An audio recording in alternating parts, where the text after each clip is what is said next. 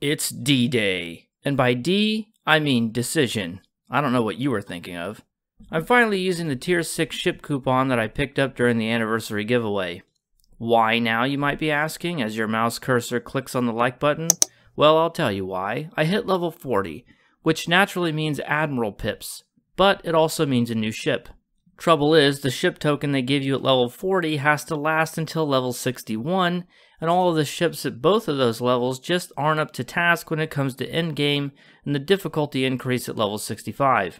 The bridge officer seating on the level 40 ships is a mess, and the level 61 ships are plain tier 5s that don't have properly scaling hull modifiers. None of this is a problem if you have full specializations and access to fleet and reputation gear, but I don't and won't for quite a while. I could have put this decision off, as the free ships would be adequate until 65, but it doesn't change the fact that I'm hitting the end of the honeymoon period, and the sooner I start adapting to the reality of the endgame grind, the better. That still doesn't answer the question though, which ship? I had a real struggle with this one. Being free-to-play puts a lot more pressure on you to make a good choice. I was lucky to get this coupon in the first place, and while I will get the event campaign reward this year to add to my spoils, I'll only end up with enough paid ships to put together one decently complete build, and I can't just fix a mistake by dropping $30. I need a plan. The easy and obvious thing is to go for a cannon scatter volley build, since I'll eventually have access to the bird of prey from the Klingon recruit with withering barrage that goes with it. I did that exact same thing already on my last free-to-play series, and I don't want to repeat myself. People are probably burned out on kinetic content on YouTube, so I had a serious thought about doing science, especially given the ship choices I've made so far. Tank and support builds would be an interesting angle for a free-to-play account, but they're only really needed for elite, and my end product would still be lacking in some ways. I even considered picking up the Jupiter as a lark and posting a thumbnail that said I had whaled out. You know, because that ship's usually considered the space whale. I actually came closer to doing that than you might imagine. I decided I should take my own advice and pick a ship that will feature on my upcoming top C-Store ship list for 2022. I took the old one down for being outdated.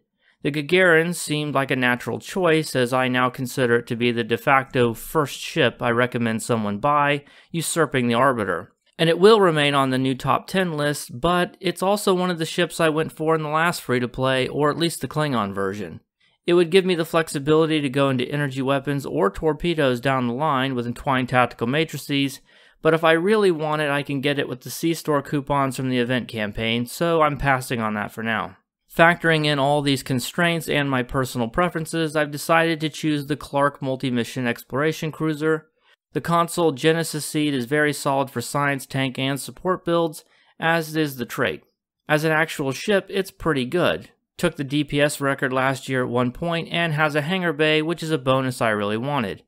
I can take this ship and branch off into 3 non-energy weapon paths down the road without regretting it. I'll be getting at least 2 more C-Store ships and 2 fleet ships in the future, so there's plenty I can do to build around this choice. I've been busy in real life preparing to move, so I didn't get much more done than that this week, but I did grab the 2-piece Sompex shield and weapon from the Phoenix store to help bolster my ground game. I grabbed the Starship trait Dilithium Burn off the exchange, which isn't terribly amazing, but it was dirt cheap, and I made off with it for only 200,000 EC. It's definitely worth at least that much, especially when I have literally nothing else competing with it. I think that's a valuable lesson for other free-to-play or new players. Cheap stuff is better than no stuff, and people often part with decent items on the exchange for less than they're worth just because they aren't the absolute best. I'll continue to be busy in real life for the coming week, so my plans are to stay the course and do my daily progress on the current event campaign, which will also get me the Mir Janeway buff. Thank you for watching. A special thank you to my channel members. Take care of yourselves. See you in the next one. Bye for now. This video was made possible by that one ad you've already skipped 100 times, and by contributions from members like you. Thank you.